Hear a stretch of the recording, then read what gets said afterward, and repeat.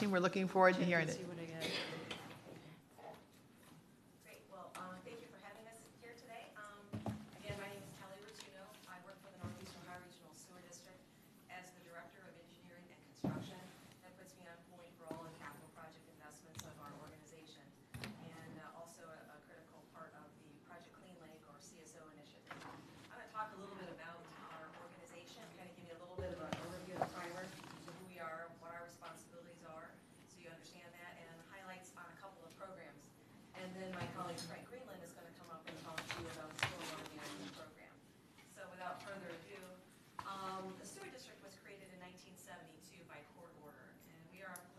Division of Ohio. Oh, thank you. Much better. We are governed by a 7-member board of trustees, and our service area is 355 square miles of Northeast Ohio. We serve all or part of 62 communities here in Northeast Ohio. That's over 1 million people, and we process more than 2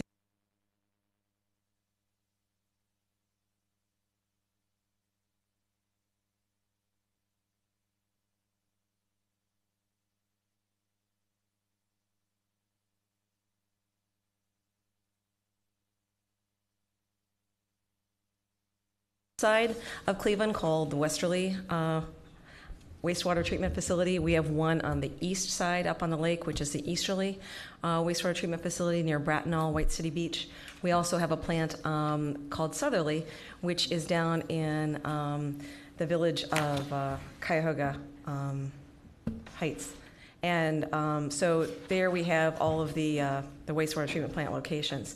In terms of what we do at some of our wastewater plants, I wanted to mention that we are currently constructing a renewable energy facility at our Southerly plant, which incinerates and will incinerate the biosolids, all the wastewater sludges from 2 of our wastewater treatment plants, and take that waste heat energy and convert it into renewable energy, such that when the project is completed, we'll be getting about 25% of that plant's electricity from renewable sources. This is currently under construction. You can see it from I-77 if you look to your east, and it'll be completed in 2013.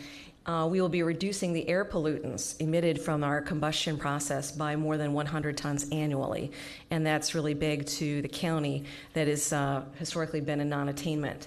It will be a LEED certified, we're hoping for silver LEED certified facility, and a totally carbon neutral with renewable energy component.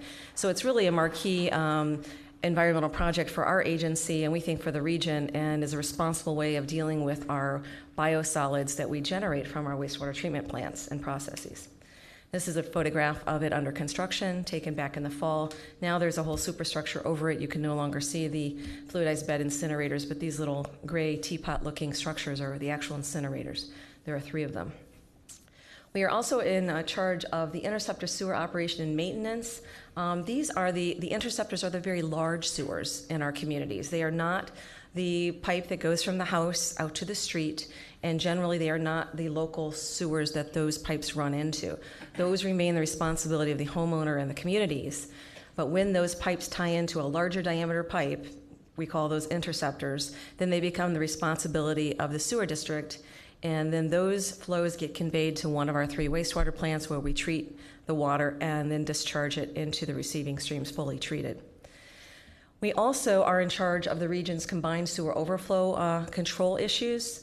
Combined sewers are those sewers in which sanitary waste is conveyed in the same pipe as stormwater or rainwater. So when it rains, these pipes are not big enough to contain the flows for the stormwater and the sanitary, so they relieve themselves, and they are designed to relieve themselves into Lake Erie and into receiving streams. And we currently have a combined sewer overflow problem here in Northeast Ohio. This is what the inside of one of these combined sewers looks like when it's not raining, kind of looking down the flow line there. When it's dry, it stays in this trough and goes out the pipe to our plant. But when it rains, that trough overflows through the side spill there and goes out the pipe down the bottom out to a receiving stream, perhaps Lake Erie or one of our other water bodies in Northeast Ohio. This is the overflow at Edgewater Beach. This is what an overflow outlet looks like. It's not active. There's not one occurring, but when it is active and occurring, you can imagine the wall of water that's coming out of that onto the beach. This overflow has been controlled now to go off on an average one time per year, or perhaps in some years less. Last year, I think it went off two times because we had a very wet year. This is the sort of thing that we see when combined sewer overflows activate into our waterways, discharges of floatables, debris, there's pathogens, bacteria, and things in our waterways. Obviously not a good thing. So I'm going to talk a little bit more about that. And we also are in charge of the regional stormwater program. We have more than 200 problem areas identified in our region that need to be addressed. And our regional stormwater program is being undertaken in an effort to help alleviate these intercommunity drainage issues that my colleague Frank Greenland will speak more to later. So I'm going to go into this combined sewer overflow problem for a moment, talk about the green infrastructure. So we call our combined sewer overflow compliance program Project Clean Lake. The sewer district entered into a consent decree with the US EPA, the US Department of Justice, Ohio EPA, Ohio Attorney General Office, said we had to do something about our problem, our combined sewer problem. So it's important to note that the combined sewer problem is not the entire service area that the district serves, but it's a subset of it, and it's shaded here in green. It's predominantly the city of Cleveland and a few inner ring suburbs. That area has more than 126 locations where sewage will discharge into the environment when it rains, and those are depicted on this graphic by the red dots. Probably in the 1970s, it was estimated that the combined sewer contributions that would go out into the environment on an annual basis were about 9 billion gallons. We estimate here in 2011 that we have about 4.5 billion gallons going out in a typical year, so it's been cut in half through a lot of construction of the interceptors and relief sewers that the sewer district has undertaken over that time frame. But we ultimately have a target to reach in 25 years of 98% capture that'll take us down to less than 500 million gallons in a typical year. So we still have about 4 billion gallons of combined sewer overflow that we have to get out of the environment. So that's a big job. So our long-term control plan consent decree, you may have heard the price tag, $3 billion is what it's estimated at. It is to be completed over a 25-year schedule that was agreed to in the consent decree. This is a pie that shows the distribution of that $3 billion in terms of the components of the plan. The bulk of it, which is the blue half of the pie, more than $1.5 billion is going to be in the construction of tunnels, deep tunnels, so that when it rains, instead of the overflow going out and up into the environment, it's going to drop down into these large storage tunnels where it can be stored until the rain event subsides. Then it will be pumped and be fully treated at one of our plants before it's discharged into the lake or to the stream. There are some exciting parts of our consent decree I want to talk about. Our Project Clean Lake is greener. The US EPA did name 10 national green infrastructure partners, in which Northeast Ohio was included.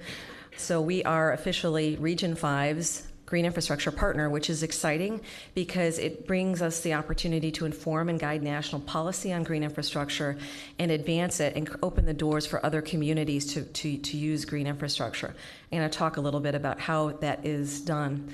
Locally here, obviously, green infrastructure is going to require a lot of land deals in terms of controlling the impervious surface area and the runoff in the combined area. And we want to really maximize the use of vacant land, or repurposing of vacant land. So we've been working very closely with the City of Cleveland and the Cuyahoga County Land Reutilization Corporation to try to target and understand where the available properties transect our need to get additional combined sewer overflow out of the environment. And those are kind of to be a mutually beneficial win-win situation. We are also building on existing projects and good partnerships that are in the region already. The University Circle Incorporated, we provided money to that project to redo the hotel redevelopment that was going to be a traditional hotel. Now it's going to be totally green infrastructure. they're going to infiltrate the stormwater instead of sending it into the sewer system, thereby benefiting us on a CSO perspective. So we offered up the funding that was the difference between the traditional development of that 1 acre lot versus the green development of that 1 acre lot. And the resultant is a benefit to our CSO control program. We're working with community development corporations, Burton, Belcar, Slavic Village, certainly RTA, Neighborhood Progress Inc. is one of our partners, Parkworks, and the Cleveland Urban Design Collaborative. We've been meeting with them over the past year to talk a lot about our green program. If you don't know what green infrastructure looks like, here are some examples. We're talking about ways to manage stormwater on site rather than putting it in a pipe. And engineers have traditionally wanted stormwater to get away from the site as quickly as possible, put it in pipes, and let the people downstream worry about it. Well, with green infrastructure, you're actually managing the stormwater on site to eliminate the downstream impacts, and in our combined sewer overflow area, to reduce the combined sewer overflow if we can maintain it on site and infiltrate it or put it through some sort of treatment and then naturally discharge it through the to the receiving stream. So green roofs, pervious pavements, there's places for that, and bioretention, wetland areas. And so you can see the types of amenities we're talking about potentially infiltrating into some of these neighborhoods where there are so many vacant parcels, creating some green space and working with those community development corporations. So in our consent decree, there are 2 places where green infrastructure opportunities exist. One is known as Appendix 3. Basically, that's a mandate, and that's what's been getting a lot of airplay about our 44 million gallons and our $42 million expenditure. That's a green piece that has to be done on top of the prescribed gray already. We have no choice. It has to be in addition to the gray. We can't swap it out for the gray. It's on top of the gray. The thing that hasn't been well publicized is our Appendix 4, which is the reopener for the consent decree, which will allow us, in any instance where we can demonstrate an equivalent level of combined sewer overflow control, we can swap out green infrastructure projects for gray. So we could potentially not construct a storage tank if we could demonstrate that we have enough bioretention facilities upstream to achieve the same level of control. We'll save the money on the gray side. The amenities will go to the community, become above grade. But we have to look at that very closely in terms of the cost-benefit analysis, which we'll be doing as we proceed with our green infrastructure study. But that's an exciting part of our consent decree that doesn't get a lot of airplay. I think that's important to understand. So with the $42 million investment, we are currently well underway on our green infrastructure plan. We started with the entire service area, which is about 52,000 acres, and we had 538 million gallons remaining. So we dropped that down and identified some priority areas. We dropped that down one more time to identify some candidate projects. And where we are currently, we're trying to get to the actual selected projects to get us to that 44 million gallon target. Again, this is just the Appendix 3 piece, which is the add-on to the gray. And this blue polygon map represents the distribution of the candidate areas that, as we currently view them through the lens that we've looked through that filter we've looked through. They have to be distributed geographically in areas where there is combined sewer overflow remaining after we build our tunnels, because it has to be in addition to the capture that we're getting with our tunnels. So we can't go in somewhere where our tunnels are already eliminating everything and put in green. We have to go to where the tunnels are leaving a little bit to be captured, and that's where we have to geographically target some of our green infrastructure areas. So we submitted the plan to the EPA in December of 2011, December 31st, and now we have 8 years to marshal through this swath of green infrastructure projects that are required to fulfill Appendix 3 requirements of our consent decree. And with that, I'll turn it over to Frank Greenland to talk a bit about our regional stormwater management program. Thank you, Kelly. I'm Frank Greenland. I'm the Director of Watershed Programs for the Regional Sewer District, and we're going to shift gears. Kelly has talked about wastewater-related projects and responsibilities, combined sewer overflow, running treatment plants every day. The green infrastructure issues or program is really about managing stormwater to reduce combined sewer overflows. I'm going to shift gears and talk about regional stormwater management, a program designed to address issues of stream flooding, erosion, and water quality along our regional streams across our service area. And when we talk about stormwater-related problems, what are we talking about? This is a great example. This happens to be Sheldon Road At the border of Brook Park and Middleburg Heights, Sheldon Road crosses Abrams Creek. Abrams Creek receives flow from a number of communities. At this location, a problem manifests itself, and this is a classic inter-community drainage problem, meaning more than one community are contributing flows. The problem emanates itself here. Our program is designed to start dealing with these inter-community issues across the region. So here's a great example of a flooding issue, and this isn't the only location across this service area that has flooding issues. This is another example. Stream flows increase in wet weather, high flows, more volume of stormwater, higher velocities of flow result in things like this. This is Warner Road, Garfield Heights, Mill Creek along Warner Road. I think that was an old storm sewer that's running through that has since dropped itself into the stream. There are 6 or 7 communities contributing flow to Mill Creek upstream of this point. In our view, the fix shouldn't fall on Garfield Heights. This is a broader, more regional problem, the type of problem our program plans to address. When we look at the regional stormwater system, we needed to identify what are the large components of the stormwater system, which is primarily streams in our service area.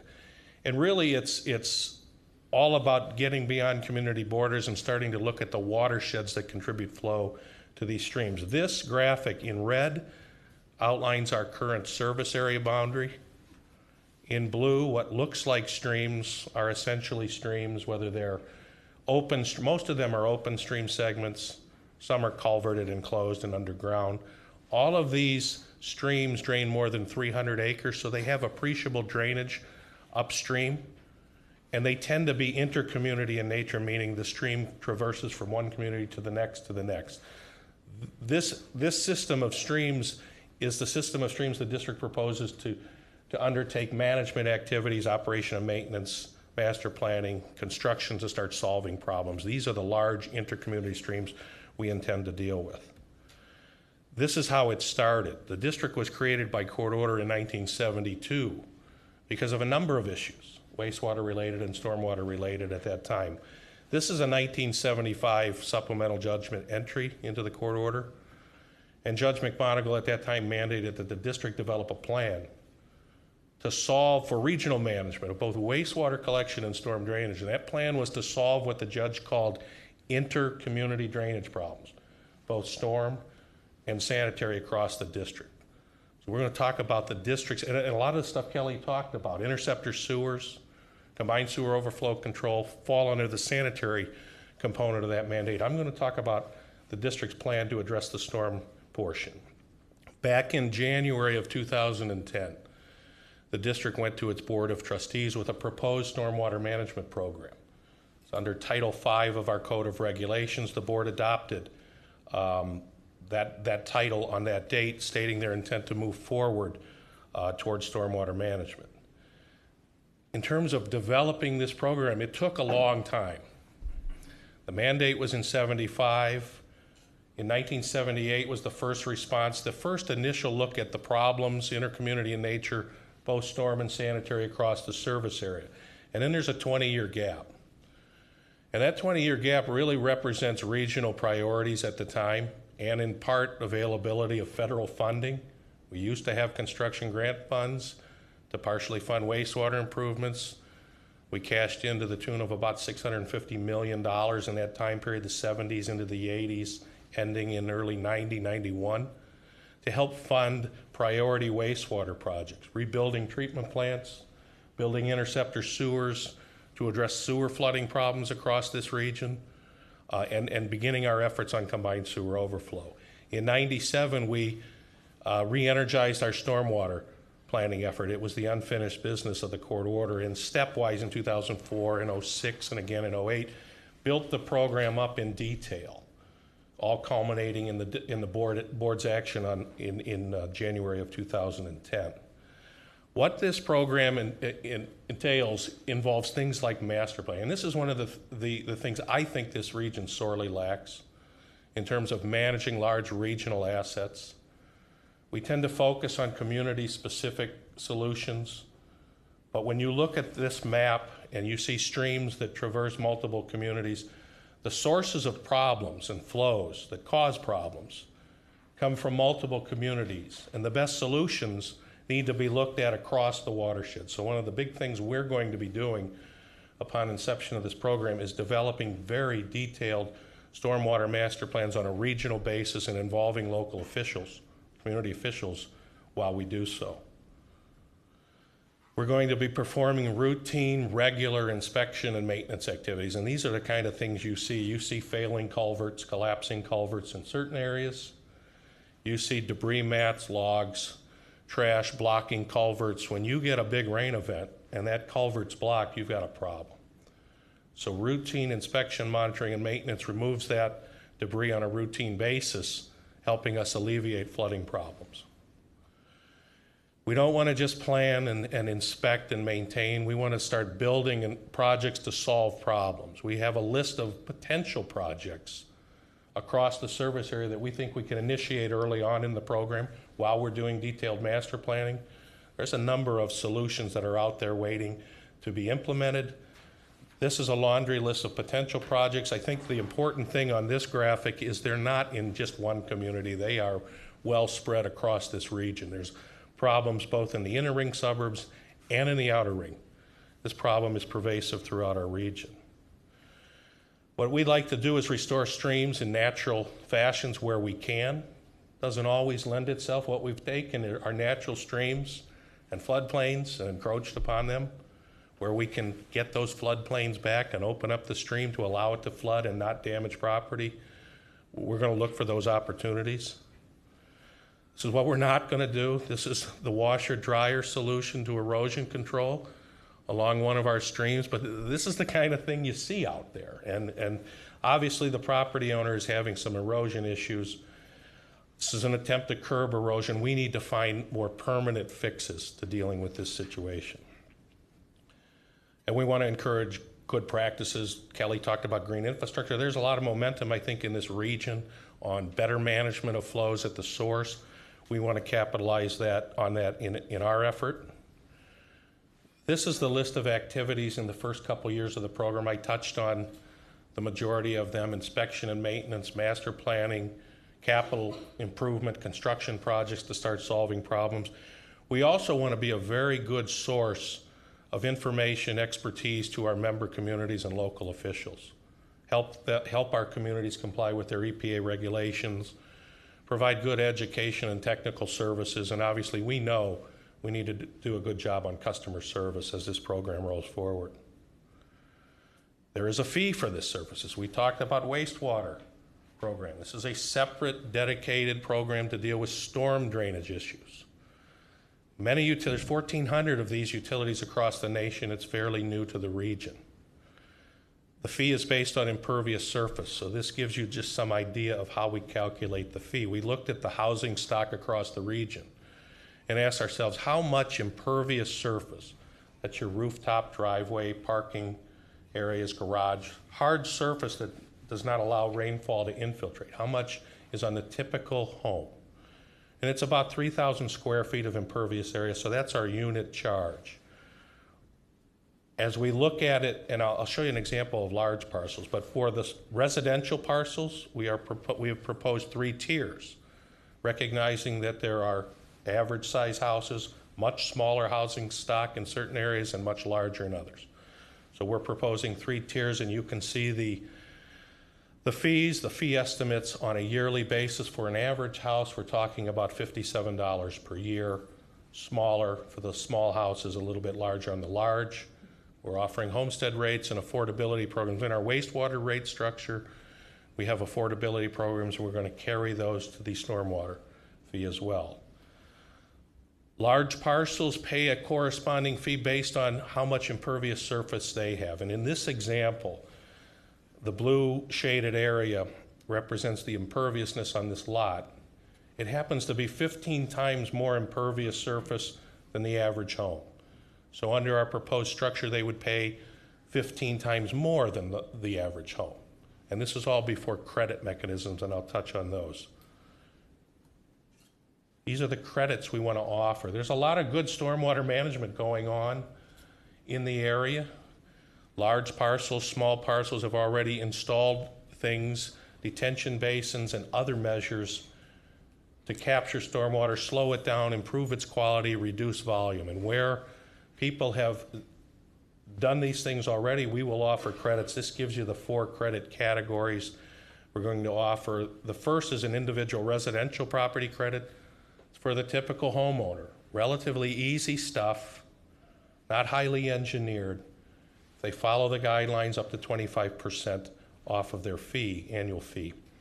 For everyone, if you do things to reduce the peak rate of flow coming off a property or reduce how much volume, up to 75% credit could be granted for those types of practices. If you do measures to improve quality, 25%. So theoretically, if you went to the wall and did all kinds of great stuff for quality and quantity, you could get up to 100% credit. For the schools, we're offering a 25% education credit for curriculum revolving around environmental issues, stormwater management, and the district wants to play a leading role in developing that curriculum and making it easy for schools to qualify. These are the examples of things that are credit worthy: rain gardens, pervious pavement, cisterns that hold water, bioretention facilities that allow water to infiltrate, detention basins and retention ponds. All of these things are eligible for either quantity or quality credit. And a lot of these facilities are in existence today. So for those that have been in existence, we want to reward those customers. That's really it. That was a quick summary of a big program. We are in litigation. We have been in litigation for some time. Judge Picorni has the case. He's ruled on authority. I think that was last year. He's recently offered an opinion on the fee issue. We have a conference with the judge next Monday regarding the stormwater program, but I wanted to give you a good overview of that program. And Kelly and I are available to answer any questions you might have. Thank you very much. Questions? Mr. Schrein? Thank you. How do you reduce volume? Isn't the volume dictated by what falls on the lot as opposed? I can understand how you reduce flow, but how does the volume of whatever hits that property get reduced? Well, remember the equation. You know, we used to have grass. I mean, this area used to be forested, and we developed over time, and we've lost ability of rainfall to infiltrate, to get into the soil, because hard surfaces channel it to a nearby storm sewer and out it goes. So there are measures, things you can do to route stormwater from hard surfaces and infiltrate that stormwater into the subsurface, and that reduces volume and peak flow.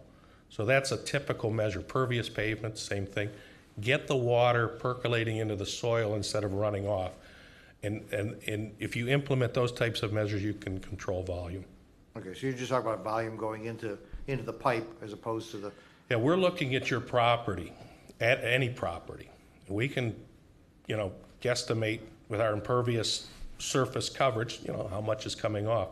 There are ways to construct facilities and route some of that runoff and allow it to infiltrate into the soil, and you'll reduce volume. All right, Mr. Rogers? Thank you, Madam President. I'm wondering if you could speak a little bit about your partnership with the land bank and how specifically you're, I know when properties come down, sometimes there's ways that you can dig below in the soil where it can capture more water if that space is going to remain vacant or greened again. And you can just kind of speak about what you're doing with the land bank. Sure. The land bank we've been in discussion with for the past year to kind of understand their processes. Gus Ferengos meets with our attorneys on a regular basis because we're trying to set the framework for when we do ultimately decide which areas and which parcels we might gravitate toward, how we could go about optimizing the use of the land bank, their ability to hold land for public agencies, really their legal mechanisms is what we've partnered with them on thus far. We haven't yet picked a parcel and said, we want this one and we want to purchase it, or we want you to hold it, or that type of thing. So as we advance those discussions, actually, as we advance the engineering that's going to take place over the next 12 months to really hone in on what these projects are going to look like and exactly where they're going to be located, that's when the opportunity for us to partner with a land bank on the specific Appendix 3 44 million gallon component is going to come into play. As to what the land bank's potential might be in perpetuity to do green infrastructure because it's a good way to make good use of vacant land, that might be outside the context of our combined sewer overflow program. And one other question. Are you working directly with cities? I know the city of Cleveland Heights really recently worked with a consulting company to revamp their zoning ordinances and, for example, allowing people to disconnect their downspouts into their lawns so less water goes into the sewer. And I'm wondering if you're working directly with cities on ways that residents can reduce the amount of runoff from their properties. We are. We have a couple mechanisms. One, on our website, we have produced a brochure for homeowners on the individual residential property credit. It provides an overview of how to apply for the credit and the steps and measures you need to take to be credit worthy. Even things like rain gardens, with links to rain gardens on the property, how you would construct a rain garden. So we have a very nice brochure that's available to homeowners. In fact, I think we've gotten about 50 applications and we haven't sent out any bills yet. Most of them are residential. We have worked with other groups and plan to work with groups going forward to better publicize the credits. We have worked with communities. We had discussion in Parma about a similar issue. Ordinances, downspouts, some communities prohibit downspout disconnection. Now, people are moving in a certain direction, and I suspect you'll see more of that movement. So we're happy to work with any group, and we have had meetings with certain communities about the types of things they might need to do to assist their homeowners in understanding the credits. And we're available anytime to talk to anybody, really, to publicize our efforts, make it easy for the residents. Mr. Greenspan or Mr. Miller? Okay. Madam Chair, to what extent are you planning on doing any projects that would replace combined sewers with separate sewers? Madam Chair, to Mr. Miller, currently we're not looking into replacing any sewers with septic systems as part of our combined sewer program. Separate? Separate sewers. Oh, separating the sewers from one combined?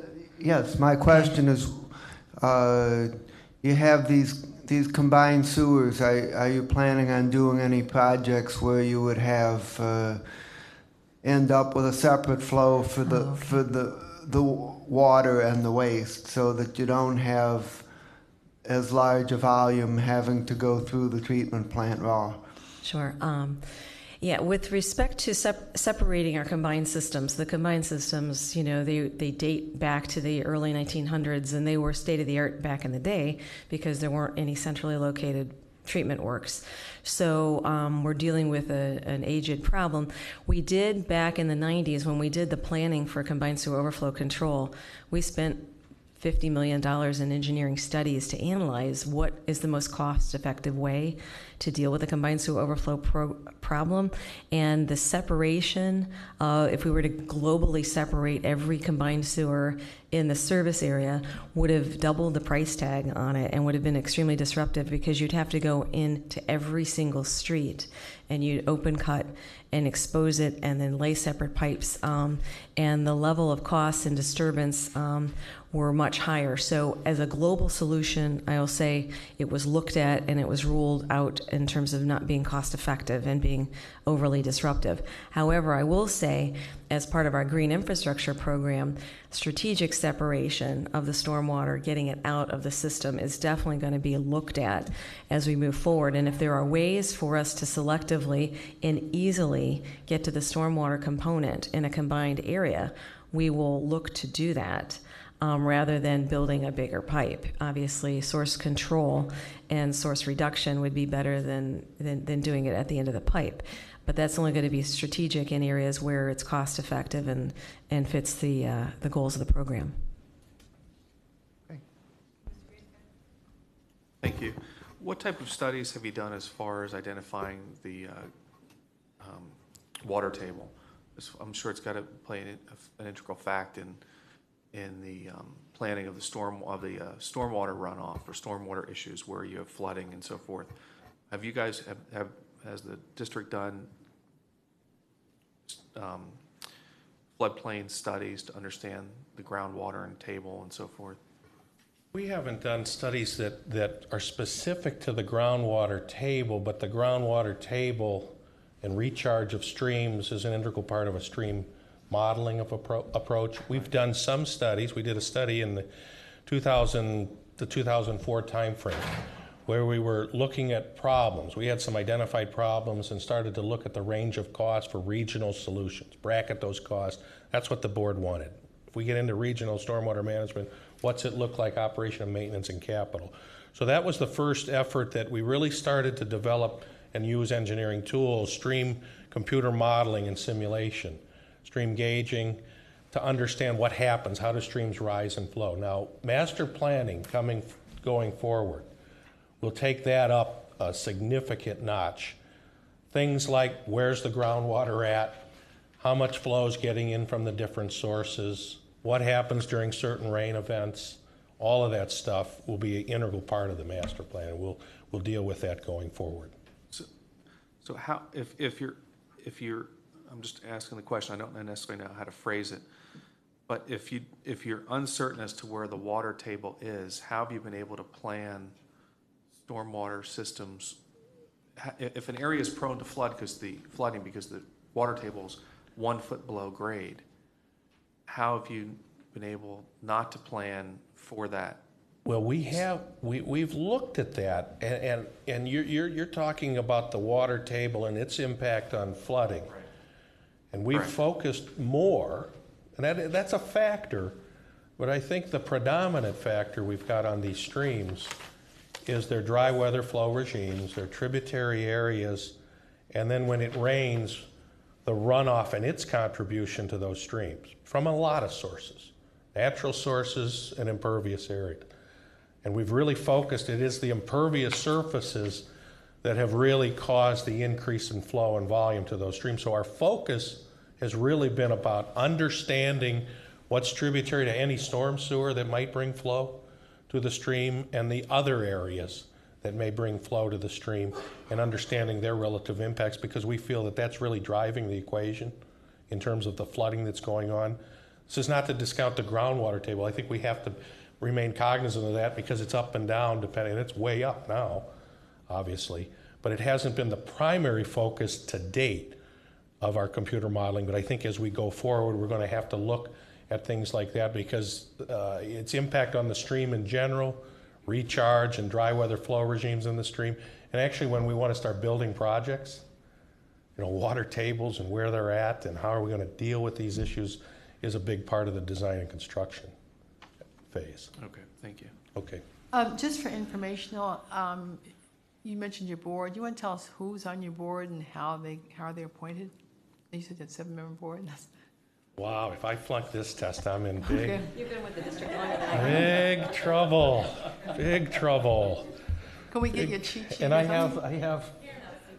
Four of us, we could get it. Call a lifeline. You can President call, of the board you can is call a friend. President of the board, Darnell Brown, appointed by the city of Cleveland. Secretary of the board, I'm not sure who took. Sheila Kelly is the secretary of the board. She is appointed by the city of Cleveland. We have, let's think, Mayor Bocci, Cuyahoga Heights, Suburban Council of Governments appointee. I'm at 3. Ron Sulik, another Suburban Council of Governments appointee. We're at 4. Mayor DeGeeter recently joined the board, replacing Mayor DePiro, county appointee. We've got 2 more. Walter O'Malley. Yeah, Walter O'Malley. Well, Mayor Starr is a Suburban Council appointee. Walter O'Malley is City of Cleveland, so there's your 7. And how often do your board meet, this board meet? First and third Thursdays of every month.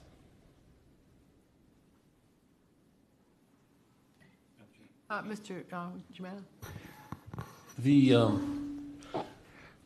underground tunnels, I know traditionally there's a lot of retention basins that are above ground. Is all this going to be underground, or are there going to be retention ponds and lakes? The bulk of our gray infrastructure program that is proposed for CSO control is comprised of 7 underground tunnels, 21 miles of tunnels underground to store, I think the effective storage volumes more than 300 million gallons that they could store. You use that several times over the year, and that's how you get your big your big storage volume. There are a few isolated areas where we've, I think, proposed some above ground storage in the form of tanks, but those are areas that we are quickly looking at green infrastructure to get the tank, because they're small volumes, to get the tanks out of the picture and create some sort of above ground amenity that could add value rather than an unsightly storage tank. So at this point, we don't have any open ponds planned for our combined sewer overflow control. However, the green infrastructure will bring detention basins potentially in the form of extended bio detention wetlands. I guess I phrased that wrong. I was assuming that we weren't going to have the sewage. What I was talking about is the stormwater. Well, I think you know it's kind of the way the CSO program's set up. It is underground detention. Most of our wastewater-related enhancements over time are either behind the gates of a treatment plant or underground in a sewer system, so more out of sight, out of mind, except we are building big projects and there is disruption at times. It's a different focus on the stormwater side. Most of the improvements are topside stuff. Retention basins, detention basins might be part of the solution. Stream restoration, changing issues within the stream that are causing either erosion or flooding to occur. So we're dealing really at the surface primarily, almost exclusively in stormwater management. So instead of our work being underground and out of sight, we're right in the neighborhood. So it's a very different dynamic for the district in terms of those projects. So it's going to necessitate a lot of community interaction and cooperation and agreements to make these things happen. But we will be highly visible in the stormwater management program. Not that we aren't in wastewater. But really, these solutions are going to be in the front yards and in our public places. Mr. Gallagher? Going forward, on the surface of it, this is a good idea. But if you're a business, you're a mall, are there going to be breaks for them? Because I know, like out at South Park Mall, they have underground detention. Many of the homeowner associations have detention basins that they're responsible for. I know in some of the cities that they have programs to go into the creeks and clear those out yearly. Are there breaks for the cities that have done that and can prove, hundreds, if not many hundreds of thousands of dollars of preventative measures that they've already produced to help the flow of the water? The breaks for the communities, and really it's really for the property owners within the communities in the credit, what I talked about, those credit categories. Mm-hmm.